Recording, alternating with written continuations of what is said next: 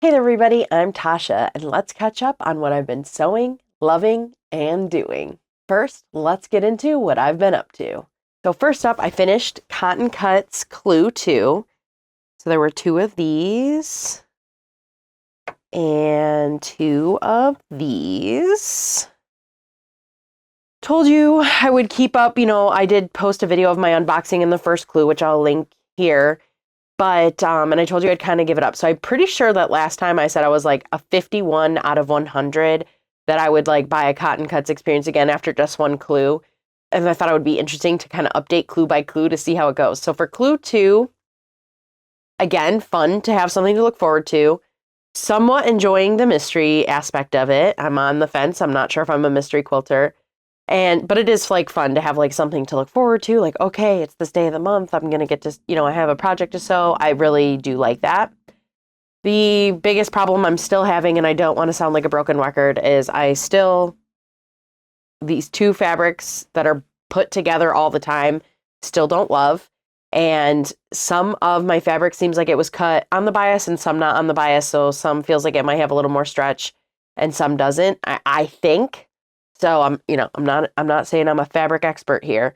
So still, I would say I'm about a 51 out of 100. I might do it again, but maybe not. But I need to see what this thing looks like all together, and maybe next month clue, maybe in the next blocks, those 2 fabrics will have a break from each other, and I'll feel a little bit better. But if each one of these clues continues to put those 2 florals up against each other, I'm like seriously concerned about contrast. And I know that some of you say there's enough contrast. So it's so funny. And hopefully you're right. And it's just my inexperience with prints that's making me nervous. But, to each their own. This is a personal preference thing. We'll see. We'll see how it shakes out. So Cotton Cuts Clue 2 final verdict. I'm still at a 51 out of 100 if I would do it again. 50, just over a smidge of halfway there. The next thing I got up to was a collaborative quilt that some coworkers and I put together for Sarah for her baby shower. So how this works is everyone at work provides a quilt block and then somebody assembles it. And I was the lucky lady selected to assemble this quilt. So I finished it the night before it was gifted, because if you might remember in my Cotton Cuts review video, I accidentally snatched my iron that was plugged in that I didn't think it was plugged in and burnt the crap out of my hand. So I was a little behind on sewing that up, but I got it done. I was super happy with the way it came out. So I'll put a picture of it up on the screen. And I did kind of want to talk about some of the blocks, and I'm going to look at my phone through this to remind myself, and I'll put pictures of the blocks on the screen. So there was a couple of really cute cross-stitch blocks that I put the borders on. So it was a little monkey and a little giraffe, and she completed the cross-stitch block and picked out the fabric she wanted for the borders, and I put the borders on. I did make a slight mistake with the monkey, and it was a 1/4 of an inch too small. And I do wish I had fixed this a little differently. So what I decided to do to fix that was make this sashing a little wider around that block, and I wasn't thrilled with how it looked. In the future, I think I would have plucked off that blue fabric around the monkey, even though it was perfect, picked something from my stash and made the borders the right size. But I think it came out okay in the end. So we had those 2 cross-stitch blocks that were completed by one person, and then you can see a 3rd cross-stitch block with the teddy bear and the moon. For that one, I picked a blue from my stash and outlined it, and I think that block is so incredibly cute. Next, we had a few what I'll call like iron-on blocks. So we had this nice O with the flowers. Those were all like iron-on adhesives. And the block with the heart and the block with that cool diamond and the wildflowers. There was a wildflower theme. So those were all iron-on. And even probably that little daisy flower was an iron-on. So those all came out really cute.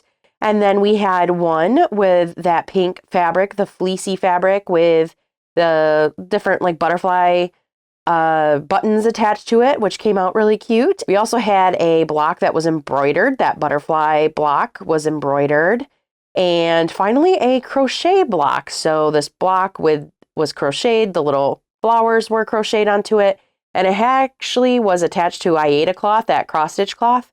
I was super nervous about sewing that block, but I sewed it and had to seam rip it, and it was fine. I sewed through it just like I did anything else, and it was perfectly fine. Okay, this is Editing Tasha. How could I have forgotten this cute block? I believe this was upcycled from a quilted placemat, and she added the flower to it.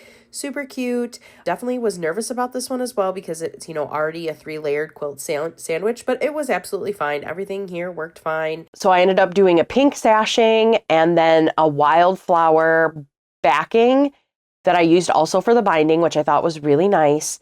And I did a sleeve on the back so she could hang it up with a curtain rod or a dowel.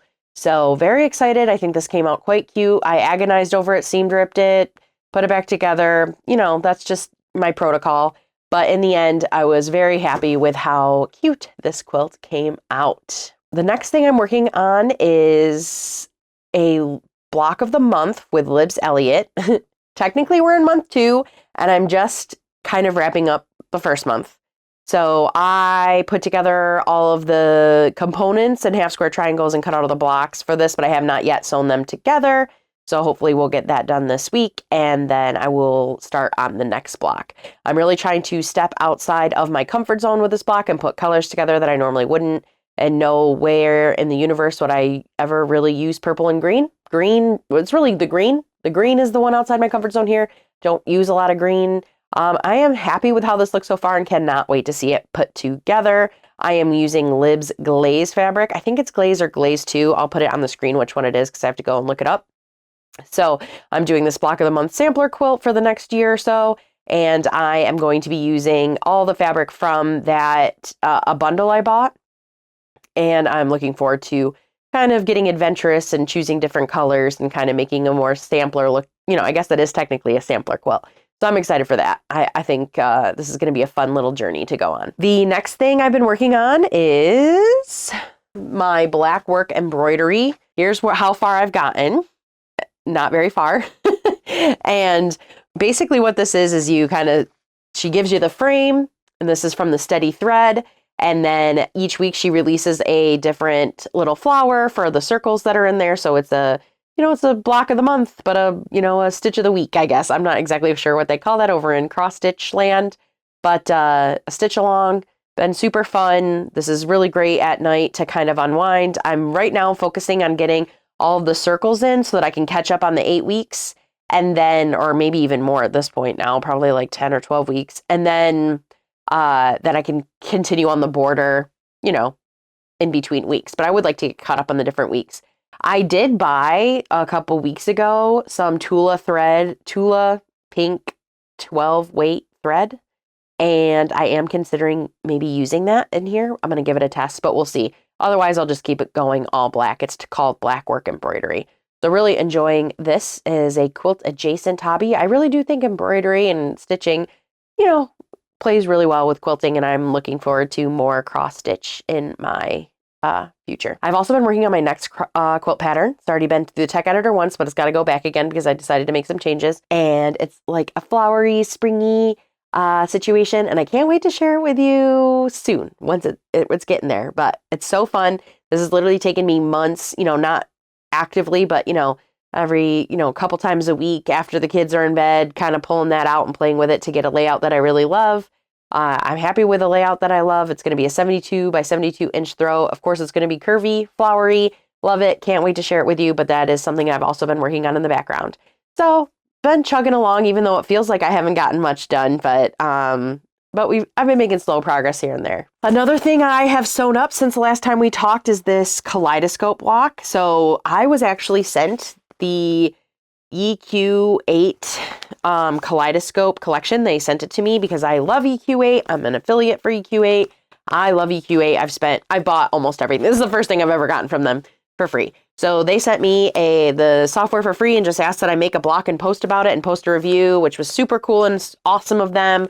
I love this Kaleidoscope block. I'm going to make it into a hot pad. I know I showed this off to some of you in my live, and you said you love this block, so I'm going to try to write up a little pattern for this and give it out as a freebie. I can't just download the templates and give them to you. I have to add instructions or whatever for copyright reasons, which is totally understandable. So I'm going to work on that, and I'm going to make this into a hot pad. Super excited. This is going to be so cute, and I have a feeling that these blocks are going to be super addictive. I love EQ8. I love EQ8. like unlimited blocks. I love having that software available to me. All right, so I also, next up, kind of wanted to talk about things that I've bought.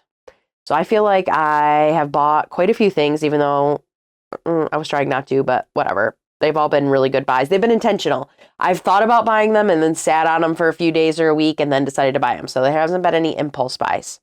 So the first thing I bought is a TV for my sewing room. I think I might have mentioned this before. This has been so great coming down at the end of the day, sewing a little bit. I've been watching Jack Reacher. So I've been watching the Jack Reacher series. That's been super fun while sewing. It's just been an excellent way to wind down my days. I think I'm almost done with season 2. And it won't take me that long to get through season 3. So probably going to be looking for a new series recommendation. Another thing I bought that hasn't arrived yet is I bought another set of these project boxes. I love these project boxes. I have all 6 of them that came in the original set full. And I do need like another 2. So I did buy another set of 6 and I think they're going to be delivered tomorrow. Absolutely love these things. We'll link them down below if you're interested in exactly what I got. I'll link all of the things that I'm about to show you down there. The other thing I got, but I haven't used, this was a smidge of an impulse buy. I only slept on this for 12 hours. I put it in my cart before I went to bed and then ordered it in the morning. It's a little handheld vacuum. I haven't used it yet, but I think this is going to be great for like cleaning up some of my machine because I know you're not supposed to use air. So I'm hoping this will help with some lint and thread and just some other ways of cleaning up little sewing remnants down here. Oh, and the last thing I bought, I've already mentioned this once before, is that last week, or in the original Cotton Cuts video, I reached for my iron that I thought I had unplugged. I hadn't unplugged it, and it didn't have an auto shut off, and I burnt my hand pretty like it seriously took like a month for it to completely heal. And then I used that same iron again on one of my lives, and then I remembered at like 2 a.m. that I never unplugged the iron, and of course it didn't have an auto shut off. Because if it had, I wouldn't have burnt myself. And I decided, that's it. This little $10 iron has got to go. It is not worth the anxiety of me thinking about it now at 2 a.m. because it doesn't have an auto shut off. So I actually bought a Panasonic wire cordless iron that I can leave by my sewing machine. So when I'm doing something in like foundation paper piecing or want to sit here and just relax and watch TV, I can use my little tiny wool. I have a wool mat that's like this big that's sitting next to me on a TV tray, and I can use that iron with that. That has been a great purchase. Thrilled to get rid of that other iron. I still have an Alesso iron, which is great and heavy duty, and I love it and still use it when I'm kind of, ironing big bits of fabric and cutting fabric. This was not really necessary. This was a splurge, but that's why we have grown-up jobs to spend money on grown-up things, right? So really super happy with that iron. So really happy with the purchases I've made. I don't feel like any guilt surrounding any of the purchases I've made recently. Oh, and the last purchase, I can't show you on screen, but I have bought this Janome machine, at the end of last year, and the cord to the pedal was just a smidge too short.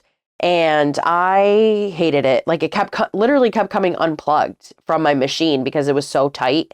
And then the pedal was just sliding. It was just, I could not believe how a short cord was making me so miserable.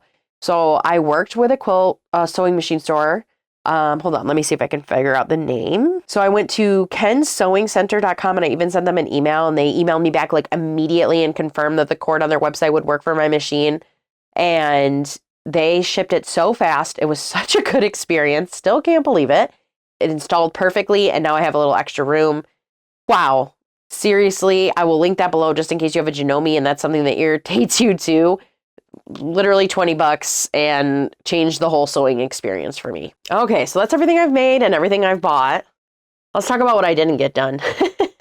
I have not made any progress on Sculliver, and I haven't really made any progress on my timeout quilt, that Everlasting Star quilt that has all those half square triangles. I think the last time I worked on it was maybe 3 weeks ago in my Thursday night live. I haven't touched it since, so that is what it is. I've gotten a bunch of other stuff done though. There's also one pretty big purchase I made that I'm saying is quilt related, even though it's quilt adjacent. So I am going to Canada in June. I'm so excited. I'm going to meet my quilty friend, Brenda, who we've only ever met through the internet, but we talk daily. And so I'm thrilled to be able to go to Quilt Canada. I'm thrilled to meet my favorite Canadian quilter, Brenda, and so excited. But what I am nervous about is that I sit on this butt all day long. I'm an accountant by day. I'm sitting at my desk. I am typing. I am working. I am sitting. And then I take my kids to their sports practice and I sit, or whatever it is. I'm sitting. Okay. You get the picture. Sedentary is the word. And so I'm also have a pretty big birthday next month, turning 40. So my health, my activity, all of that has been kind of weighing on as I hit this level. But I also want to be able to walk around and see all those quilts at Quilt Canada.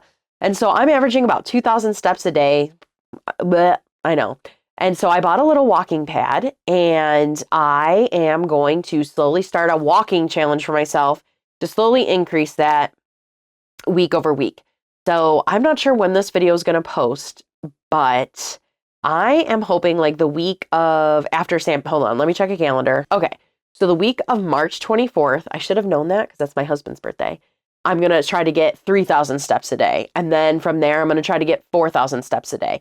So I have the walking pad. I have the outside. Thank God we can finally go outside.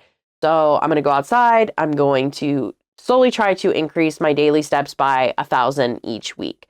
So that might be a little tough. And some weeks I might have a setback, but I'm telling you so that you can hold me accountable. The week of March 24th, I'm supposed to be averaging 3,000 steps on my Fitbit that I'm not wearing right now. So that's the other purchase I made and the other thing that I'm working on. So coming up, what do I want to work on? Obviously, increasing my steps. I haven't touched Skullover. I'd like to get another block of Skullover done. And then just kind of catch up on my block of the month. Just kind of enjoying things, get the fabric ordered for my next quilt pattern so I can start making the quilt. And, like I've mentioned, it's my birthday next month. And I'm thinking about maybe doing a special otter themed project just for myself because I love otters. So yeah, I don't know. And then the quilt pattern I designed was originally supposed to be for that Pantone quilt challenge, but it doesn't really work well with brown. And I love this other different colorway that doesn't have brown. So I'm still deciding if I want to participate in that Pantone quilt challenge. It might be too late. Maybe next year. Brown wasn't speaking to me. Just wasn't in the cards. So we'll see what happens there. Okay, a personal update. Have you ever had one of those days, like sick, kid's sick, I haven't been getting sleep, I'm tired, work has been work, it's been work. I went to take a shower the other night and was like, last night, and was like, oh my God, my hair's so long, how did this happen? And it was like the last straw, and I was like, I need this hair cut off. My hair was really long. I'll put some pictures up here. And I had my husband chop my hair off. How good of a job to do. I always do his haircut so it seems free or fair. But I just use a trimmer and trim his hair down to the same length. But so he cut off all my hair for me and I absolutely love it. You can't really tell my hair, my hair's always up, but you can see it's pretty short now. So much happier with short hair. I don't know. It's springtime, short hair. Let's do this. You know what I mean? So super thrilled about that. Overall, feeling better. I think the seasonal depression is kind of sneaking away. My husband's not working his crazy hours with the snow being gone. We have been set back with a little bit of a sickness. Hopefully our last sickness of the season. But, winter's winding down. Spring's coming back. I feel the life coming back into me, getting excited about things again. So yeah, we made it. We made it through winter. I hope this isn't fake spring. I know that we could still have a blizzard. But tomorrow or the next day, it's supposed to be like 70 degrees or something. Super excited about that. That's what's happening with me. What's been happening with you? Tell me everything. Have you been sewing? Have you been staying healthy? Are you enjoying some nice spring weather? Are you finding time for yourself? Because I hope you are. It's hard to do, and I hope you're doing it. Thanks for hanging out with me. If you've made it this far, please like and subscribe. Don't forget I'm live on Thursdays. I hope you find some time for yourself. I'll talk to you soon. Okay, bye.